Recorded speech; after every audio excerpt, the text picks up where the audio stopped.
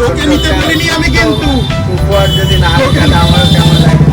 তো শুভজিৎ দার জন্মদিন কাল, যেহেতু আমিও কালকে আসতে পারবো না, আজকে আমার অফিস থেকে, তো সেই জন্য আমিও রাজবার সময় চলে আসছি। এই যে রাজবার, তো আমি একটা চকলেট নিয়ে নেবো এখান থেকে, দেখতে পাচ্ছি এই চকলেট।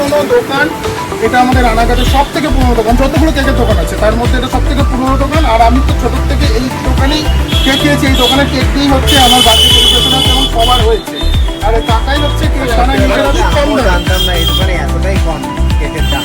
আমি ওকে বলছিলাম যে এই দোকানেই চ, এই দোকানেই চ। ফার্স্ট টাইম এই কেকগুলো দেখো তোমার, কি সুন্দর। কেক দেখে মনে হবে না যে কেকের দাম খুব বেশি, একদমই সামান্য প্রাইস, বেস্ট প্রাইস। কাটবি কাটবি সুন্দর করে।